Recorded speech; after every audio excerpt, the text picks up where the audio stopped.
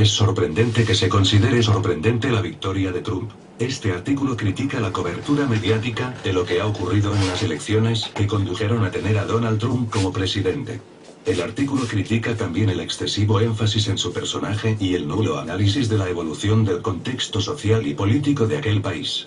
Finalmente, el artículo señala que para entender a Trump, se tiene que entender la enorme derechización del Partido Demócrata, resultado de su integración y complicidad con el mundo empresarial, habiendo llevado a cabo políticas neoliberales que han dañado a las clases trabajadoras de aquel país, cuyo enfado ha sido un argumento utilizado por aquel candidato. Lo que ha ocurrido en Estados Unidos con la elección del candidato republicano, el señor Donald Trump, era predecible. Y así lo había yo indicado en un artículo reciente, ver de lo que no se informa o se conoce sobre las elecciones en Estados Unidos, público, 18 de octubre de 2016. En realidad, la posibilidad de que ocurriera lo que ha ocurrido se ha ido fraguando desde los años 90, cuando el Partido Demócrata, bajo la presidencia del señor Bill Clinton, aplicó toda una serie de políticas de clara sensibilidad neoliberal, hasta entonces patrimonio del Partido Republicano, algo que también ocurrió en el Reino Unido cuando el señor Tony Blair, dirigente del Partido Laborista, adoptó las medidas neoliberales que había propuesto la señora Thatcher, dirigente del Partido Conservador. En realidad, y tal como he documentado en otro artículo, la tercera vía del gobierno Blair estaba muy inspirada en las políticas llevadas a cabo por la administración Clinton, ver el fracaso del nuevo laborismo y del socioliberalismo. Sistema, 21 de mayo de 2010. La derechización del Partido Demócrata. El origen de la tercera vía. Estas políticas neoliberales significaron un cambio notable de las políticas del Partido Demócrata heredadas del New Deal establecido por el presidente Roosevelt, y que justificaban que tal partido se presentara como el partido del pueblo llano frente al instrumento político del gran empresariado, representado por el Partido Republicano. Tales políticas del New Deal, y más tarde de la Great Society, fueron sustituidas por políticas neoliberales llevadas a cabo por el presidente Clinton, las cuales incluyeron la desregulación en la movilidad del comercio y del capital financiero, iniciándose toda una serie de tratados referidos como tratados de libre comercio, de los cuales el más importante fue el Tratado de Libre Comercio entre Estados Unidos, Canadá y México, conocido en inglés como NAFTA. Tal tratado era altamente impopular entre los sindicatos y entre las bases electorales del Partido Demócrata, lo cual explica que la mayoría de los miembros del Partido Demócrata en el Congreso no votaran a su favor. Solo los procedentes del sur de Estados Unidos, que suelen ser los más conservadores, apoyaron dicho tratado, junto con la mayoría de los miembros del Partido Republicano. Tal aprobación significó un giro importante en las políticas del supuesto Partido del Pueblo, el cual dañó, como era predecible, a los trabajadores de los sectores manufactureros, los sectores mejor pagados dentro de la fuerza laboral en Estados Unidos, pues vieron sus trabajos desplazados a México cuando sus empresas se trasladaron a aquel país, perdiéndose con ello millones de buenos empleos en Estados Unidos. Fue así como el Partido Demócrata favoreció extensamente el tipo de globalización económica que hemos conocido desde los años 80 y 90, iniciado por Ronald Reagan y Margaret Thatcher. Este globalismo ha sido uno de los elementos que ha debilitado más a la clase trabajadora, pues el mundo empresarial ha utilizado contra el mundo de trabajo la amenaza de desplazarse a otros países en caso de no obtener concesiones en forma de bajada de salarios, de recortes en su protección social y de deterioro de sus condiciones de trabajo. Tal globalización contribuyó al alejamiento de la clase trabajadora del Partido Demócrata. En realidad, la pérdida de la mayoría del Partido Demócrata en el Congreso, incluyendo el Senado, se debió a la masiva abstención de la clase trabajadora en las elecciones al Congreso del 1994, después de que el presidente Clinton aprobara en 1993 el NAFTA con el apoyo mayoritario del Partido Republicano. Fue entonces cuando ya se inició el enfado de la clase trabajadora. Como bien ha comentado el politólogo Thomas Frank en su libro Listen, Liberal, a medida que el Partido Demócrata fue distanciándose de la clase trabajadora, fue aumentando la influencia de la clase media profesional, personas con estudios superiores, incluyendo los universitarios, en los aparatos de tal partido. En realidad, fue el crecimiento de esta influencia, ejemplificada por la administración Clinton, la que causó el distanciamiento de la clase trabajadora, algo semejante a lo que ha estado ocurriendo con los partidos socialdemócratas en Europa. El continuismo del neoliberalismo con Obama. Tales políticas han sido seguidas por el presidente Obama, e incluso expandidas durante su mandato, para incluir el proyectado Tratado de Libre Comercio con los países del Pacífico y el intento de establecer otro con la Unión Europea, UE. No hay que olvidar que una de sus promesas electorales, realizadas en su primera elección, había sido modificar el NAFTA, lo cual no hizo. La propuesta de los sindicatos era la de su eliminación, a lo cual el presidente Obama no accedió, sin ni siquiera modificarlo. Como consecuencia, los datos fácilmente accesibles muestran un gran descenso de los salarios y de la protección social, mayores causas de que las rentas del trabajo como porcentaje de las rentas totales continuaran descendiendo, proceso que se había iniciado en los años 80, adquiriendo mayor descenso a partir de la plena expansión del proceso de globalización. Mientras las rentas del trabajo disminuían, las rentas derivadas del capital fueron subiendo, habiendo alcanzado niveles nunca vistos desde los años 30 del siglo XX, causa, por cierto, de la Gran Depresión.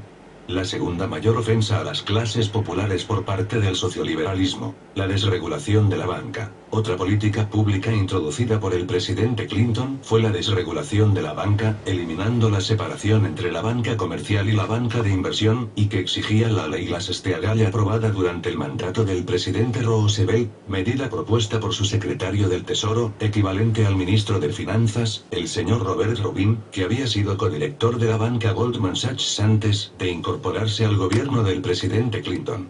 Esta medida desreguladora tuvo dos impactos sumamente negativos para el bienestar de las clases populares y de la economía. Tal desregulación del capital financiero favoreció las burbujas especulativas, de las cuales la inmobiliaria afectó particularmente a la clase trabajadora y a las clases medias de renta baja, que tuvieron que endeudarse profundamente para pagar precios abusivos de las viviendas, resultado del carácter especulativo de las inversiones inmobiliarias. Esta desregulación bancaria era resultado de la complicidad nueva que se estableció entre Wall Street y el Partido Demócrata, que ha sido una constante de la tercera vía, iniciada por Clinton y continuada por Obama. El resultado de tal complicidad es el rescate que el gobierno federal hizo de la banca cuando las burbujas especulativas estallaron, poniendo en peligro la viabilidad del sistema financiero, que estaba metido en la especulación hasta la médula. Es significativo resaltar que ningún banquero haya ido a la cárcel, a pesar de haber cometido delitos graves que afectaron muy negativamente el bienestar de las clases populares. En realidad, el enorme crecimiento de las rentas del capital se debe, en parte, a la gran expansión del capital financiero basada en un enorme endeudamiento de las clases populares, consecuencia a su vez del descenso de las rentas del trabajo. Hay que señalar que dirigentes de la empresa Enron terminaron en la cárcel durante la administración Bush. No así los dirigentes de la banca en la administración Obama. El justificado y predecible enfado de la clase trabajadora. Era obvio que se estaba acumulando un enfado que podía apercibirse en el enorme descrédito de las instituciones llamadas representativas en aquel país, y que son ocupadas por una de las clases políticas más estables en el mundo capitalista avanzado, resultado del sistema de financiación, predominantemente privado, del proceso electoral de aquel país, en un sistema bipartidista carente de proporcionalidad y que prácticamente imposibilita la entrada de nuevos partidos. Tal pérdida de legitimidad se traduce en que la mayoría de la clase trabajadora no vota en Estados Unidos. Tal clase representa aproximadamente el 52% de la población estadounidense, un número bastante próximo a lo que la población señala como su pertenencia, cuando se le pregunta si se considera de la clase alta, la clase media o la clase trabajadora.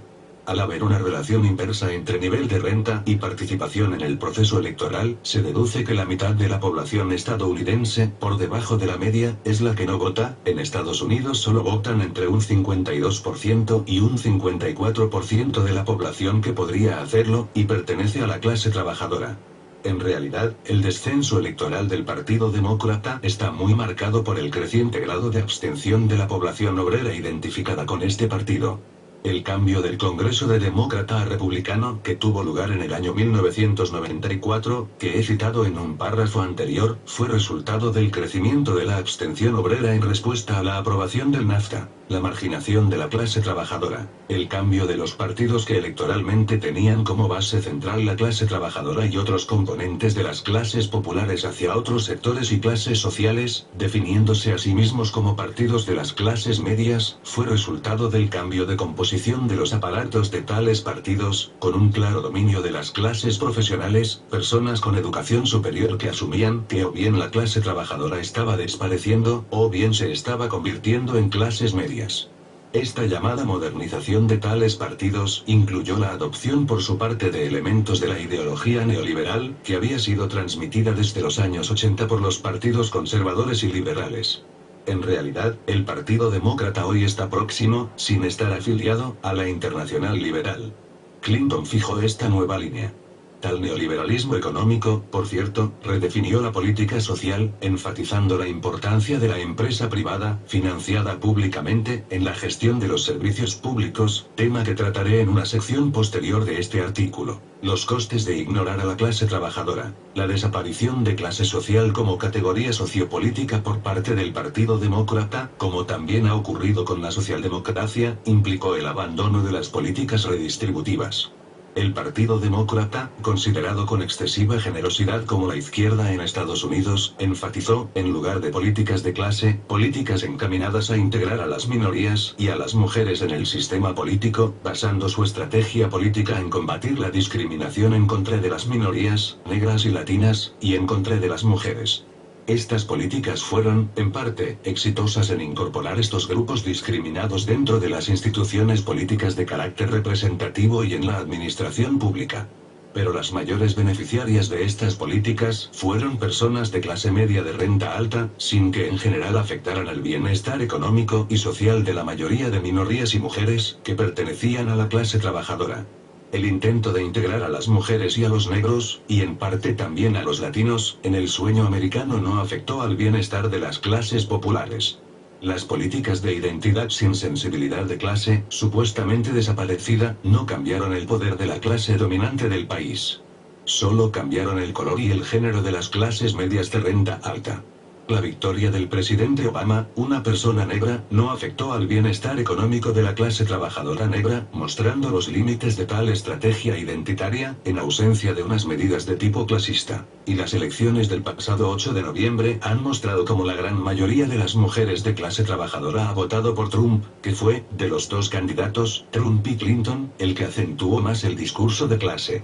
Trump se presentó como el defensor del mundo del trabajo, haciendo referencia constante a que su gente eran las personas con escasa educación, a las cuales el establishment político del país denominaba como white trash, basura blanca.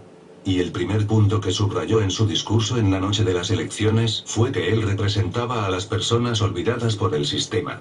Viéndole en aquel momento, me recordaba el discurso de la líder del Partido Conservador británico, la señora Theresa May, que tras otra gran sorpresa del establishment, el Brexit, promovió a partir de entonces que el Partido Conservador tenía que ser el partido de la clase trabajadora del Reino Unido. Mientras, la señora Clinton apelaba a las mujeres, habiendo definido a los seguidores de Trump como deplorables, un adjetivo parecido a basura. Siempre había alternativas que el establishment político mediático vetó. En las últimas elecciones hubo la alternativa a Hillary Clinton, que había apoyado todas las políticas de su esposo durante su mandato. Se llamaba Bernie Sanders, el candidato en las primarias demócratas, socialistas sin complejos, que siempre defendió los intereses de la clase trabajadora. Bernie Sanders, conocido por su integridad y compromiso con las clases trabajadoras, y que apostaba explícitamente por una revolución política encaminada a democratizar las instituciones políticas y económicas del país, movilizando a grandes sectores de la clase trabajadora y a la juventud del país.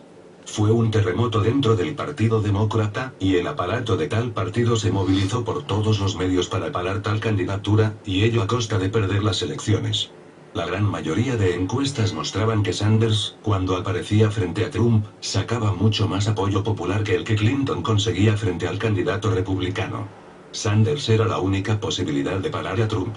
Y su lenguaje, el de Sanders, era clasista, subrayado la conjunción de intereses de todas las razas y de todos los géneros, unidos en sus reivindicaciones basadas en su clase. Este mensaje hubiera sido imbatible. Pero el nuevo Partido Demócrata era incapaz de presentar esta imagen, pues el aparato estaba claramente conectado con la clase que se sentía amenazada con este enfoque de clase del candidato Sanders. La victoria de Clinton en las primarias desmovilizó a los votantes de Sanders, aumentando significativamente la abstención, un aumento que ha sido fatal para Clinton, pues su adversario tenía movilizada a la clase trabajadora blanca y a los grupos extremistas claramente racistas, que apoyaron masivamente a su candidato, y en cambio la candidata Clinton tenía a sus bases desmovilizadas. Clase o raza y género, o clase, raza y género. Los orígenes históricos de este debate en Estados Unidos. El desconocido precedente de Sanders fue la candidatura del reverendo Jesse Jackson en 1988. Tal candidato en las primarias del Partido Demócrata enfatizó, en las primarias anteriores, en 1984, la necesidad de integrar a la población negra en la sociedad estadounidense. Su eslogan fue "Our time has come", nuestro tiempo ha llegado. Presentándose como discípulo de Martin Luther King y como la conciencia de Estados Unidos, la recepción del establishment político-mediático fue sumamente favorable. El New York Times escribió un editorial sumamente positivo. Fui asesor suyo en temas sociales y económicos en aquella campaña, y ello a pesar de mi desacuerdo con la orientación de la misma, pues si la intención era llegar a ser presidente de Estados Unidos, presentándose como la voz de las minorías, no era el mejor método para llegar a tal puesto. En el año 1988, en cambio, se presentó como el candidato de la clase trabajadora, siguiendo el consejo de algunos de sus asesores, incluyéndome a mí. Formó así el movimiento Arco Iris, la Rainbow Coalition, que era la manera gráfica de mostrar que cuando los trabajadores negros, los amarillos, los verdes y los blancos se unen, forman la mayoría. Y cuando en Baltimore, ciudad industrial, con una amplia clase trabajadora dividida por razas, obreros negros y obreros blancos, le preguntaron cómo conseguirá usted el voto del obrero blanco, respondió haciéndole ver que tiene más común con el obrero negro, por ser los dos obreros, que con su empresario por ser blanco. Con ello recuperó el mensaje de Martin Luther King expresado una semana antes de ser asesinado, cuando aseguró que el conflicto clave en Estados Unidos era un conflicto de clases entre una minoría y una gran mayoría de la población compuesta por diferentes razas y etnias. Jesse Jackson consiguió con ello casi la mitad de los delegados en la convención del Partido Demócrata en Atlanta. Su programa incluía propuestas universalistas, como el establecimiento del Programa Nacional de Salud que, debido a la presión del Rainbow, fueron incluidas en la campaña del Partido Demócrata del 1988. Ahora bien, la fuerza de las izquierdas asustó al Partido Demócrata y el gobernador Clinton del estado de Arkansas lideró la campaña para parar a las izquierdas, a la vez que hizo suya, en las elecciones en el año 1992, la petición de establecer un Programa Nacional de Salud, que había sido muy movilizadora en la campaña de Jackson del 1988. De ahí que, después de ganar, estableciera un grupo de trabajo, liderado por su esposa, Hillary Clinton, del que Jesse Jackson y líderes sindicales insistieron que yo formara parte, invitándoseme a que les representara en tal grupo de trabajo. La señora Clinton, sin embargo, no apoyó la propuesta de las izquierdas, que pedían que la gestión del sistema sanitario, que deseábamos que fuera universal, se hiciera por parte del sector público en lugar de que lo hicieran las compañías de aseguramiento sanitario privado, como ocurrió y continúa ocurriendo ahora. El mantenimiento del enorme poder de tales compañías en el sistema sanitario estadounidense es el origen del enorme gasto sanitario por un lado, 19% del PIB, y de la gran impopularidad del programa, el 62% de estadounidenses están insatisfechos con la manera como se financia y gestiona la sanidad, incluido el Obamacare. Mi año de experiencia en la Casa Blanca, trabajando en aquel grupo de trabajo liderado por la señora Clinton, fue enormemente frustrante, pero de gran valor para entender cómo funciona el poder en Washington, concluyendo que la complicidad de Washington con lo que se llama clase corporativa vacía de sentido aquella famosa frase que aparece en la Constitución de Estados Unidos, "We, the people", debiéndose añadir que no es el pueblo, sino las grandes compañías que dominan la economía estadounidense, las que deciden en el gobierno. Y el Partido Demócrata es una fuerza clave en tal entramado. De ahí la necesidad de hacer una revolución política, para democratizar el país. La marginación del único candidato, Bernie Sanders, que hizo tal propuesta, enormemente popular, augura una continuidad de la extrema derecha en el gobierno. Una última observación. Como era predecible, los grandes medios de información no han explicado ni han entendido lo que está ocurriendo en Estados Unidos. Durante toda la campaña se han centrado en la figura de Trump, presentándolo como un payaso. Es extraordinaria la enorme atención que dieron a este personaje, intentando ridiculizarlo. Pero estos ataques movilizaron todavía más a las clases populares que odian a los establishments mediáticos, hecho del cual Trump es consciente. Ni qué decir tiene que Trump era y es una persona de gran astucia política, que sabe bien cómo canalizar el enorme enfado popular contra el establishment político mediático del país. Pero si no hubiera habido Trump, hubiera habido otro personaje, tan o incluso más a la derecha que él. En realidad, algunos de los candidatos que derrotó en la campaña electoral en las primarias eran incluso más reaccionarios, queriendo prohibir, por ejemplo, el aborto. Este excesivo énfasis en los personajes, frivolizando la política, es la característica de lo que se conoce como medios de información. Pero para entender lo que está pasando, hay que entender y conocer lo que ha estado pasando en Estados Unidos, y que, por desgracia, los medios no citan. Presentar lo ocurrido, como he leído en más de un reportaje, como una traición de las mujeres trabajadoras a la causa feminista, es no entender nada de lo que pasa en Estados Unidos. Es urgente que las izquierdas, incluyendo los movimientos progresistas en defensa de las minorías y también los movimientos feministas, recuperen el concepto de clase en sus proyectos, pues la mayoría de cada uno de sus sujetos pertenecen a la clase trabajadora y clases medias de rentas medias y bajas, que constituyen la mayoría de la población en Estados Unidos y en cualquier país de capitalismo desarrollado. Olvidarse de la clase trabajadora ha sido lo que ha llevado al tsunami que estamos viendo a los dos lados del Atlántico Norte. Así de claro. Fuente: http://www.gnavarro.org/p = 13720